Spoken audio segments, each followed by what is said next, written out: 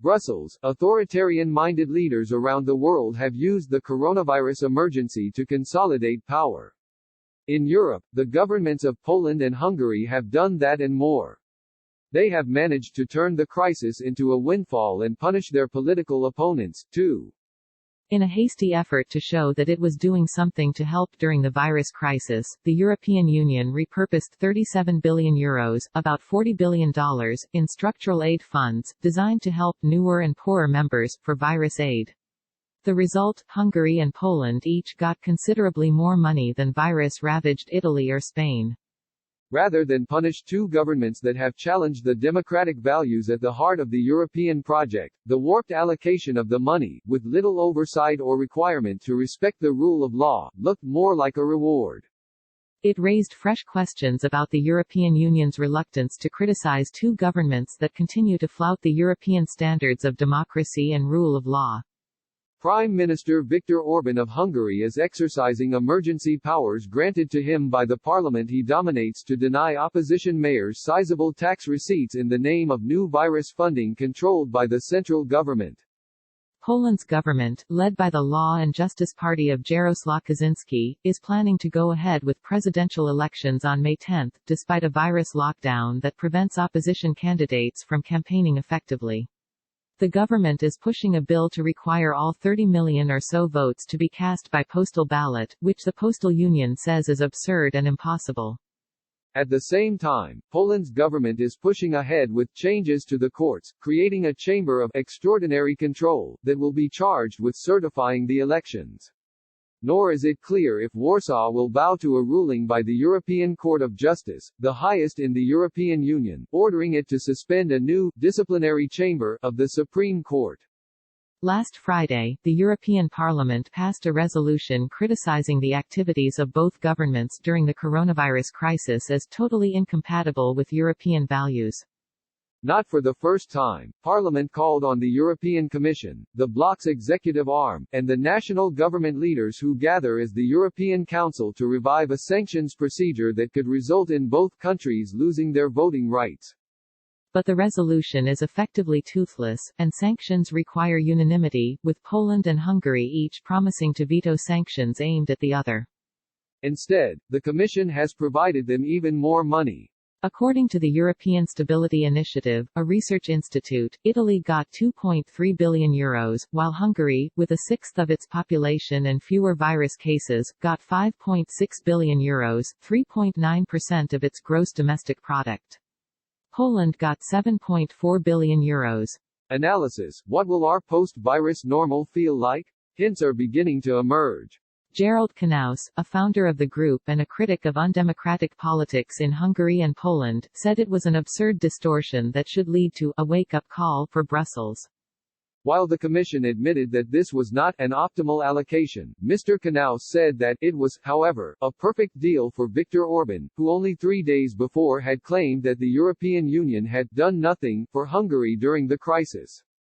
The irony, Mr. Knaus said, was that the funds were released the very day, March 30, that the Hungarian parliament, citing the virus, gave Mr. Orban the right to rule indefinitely by decree.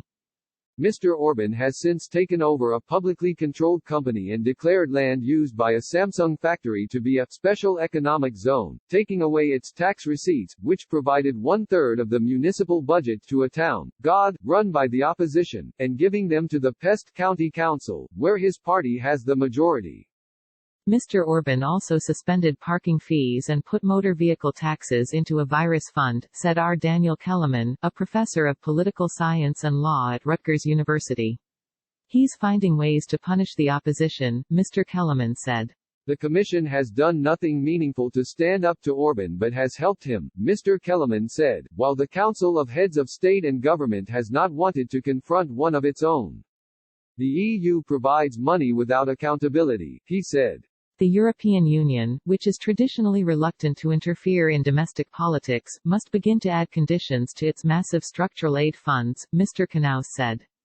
Those should include respect for democracy, the rule of law and the European Court of Justice, he said, noting that even the Marshall Plan, designed by Washington to help rebuild Europe after World War II, had political conditions attached. Mr. Kellerman agrees, noting that Hungary is no longer characterized as a full democracy by groups like Freedom House, while Mr. Orban creates what he calls an illiberal state. Peter Kreko, director of Political Capital, a Budapest research institution, said that so far the government has been careful not do anything under the emergency decree that it could not have done otherwise. But what has been done so far has been pretty horrible, he said. Hungary's Justice Minister, Judit Varga, has accused Brussels of double standards. They are condemning us on the basis of false accusations, she told the Hungarian news agency MTI, pointing out that Parliament continues to remain in session. But there is little doubt that Mr. Orban's tactics have served as a model for Poland's Mr. Kaczynski. Law and Justice has pushed a similar narrative, saying that Warsaw has been left to fend for itself because European institutions are helpless, no aid is forthcoming and European solidarity is a myth.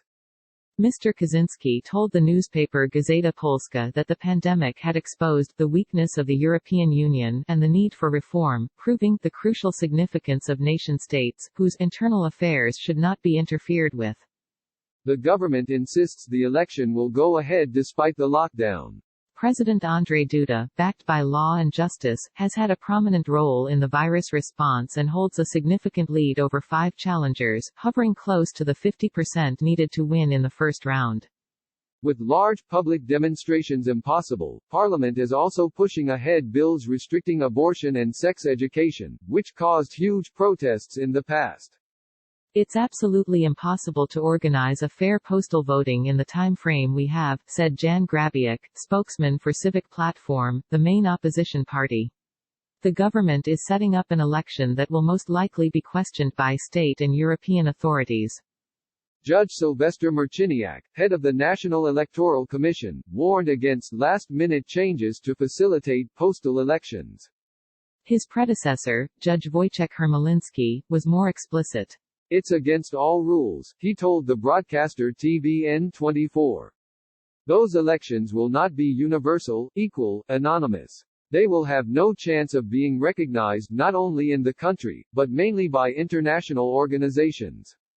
But given the virus, Mr. Kaczynski told state-run Polish radio that this would be the only way to hold safe elections.